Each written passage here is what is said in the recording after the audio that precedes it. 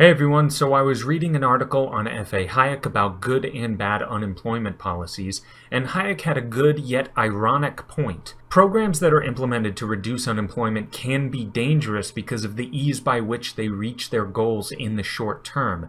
It is very easy for a government to simply print up some money, or in the case of the US, print some treasury bonds and sell them to the Fed, and then take that money to give to people for doing an unnecessary or fruitless, pointless job. If the government wanted to reduce unemployment to 0% tomorrow, it really would not be that difficult.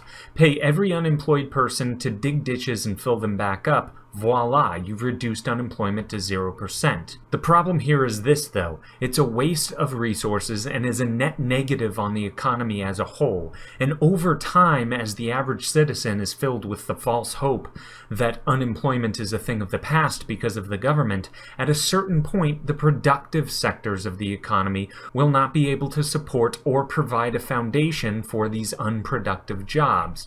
At this point, the house of cards crashes down. It reminds me of when Milton Friedman was talking about a canal being built in China. When Friedman saw the project being worked on, he saw workers with shovels digging the canal. When he asked why there was no heavy, large machinery to help with the creation of the canal, he was told that if they used bulldozers and large earth movers, they wouldn't be able to employ so many people. So it was essentially an unemployment program of sorts. So Friedman then postulated, why then not use spoons? Have the workers use spoons to dig and you'd be able to hire even more people. In fact, you would have to hire more people if you hope to finish the canal by the end of the century. It would certainly reduce unemployment by a huge margin.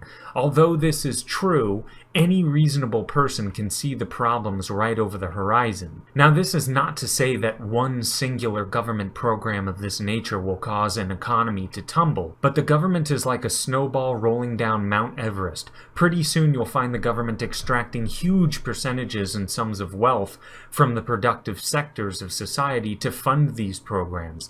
The jobs that might have been created in the productive sectors will never be realized, and at some point the government gigs cannot be maintained. This is when it all falls apart, and you may even still have an unemployment rate of 0% after it falls apart, but it's all a wash because the worker still will be living in abject poverty despite having a job, because the entire landscape is spotted by government employment that is producing nothing of any value. This is a classic case of the seen versus the unseen.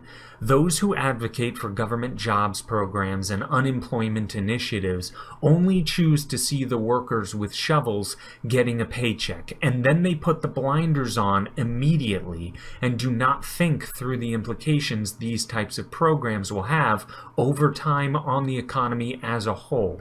They never recognize the unseen losses incurred from having vast resources being extracted from productive sectors of the economy and given over to the unproductive side of the economy. Thanks, and that is all.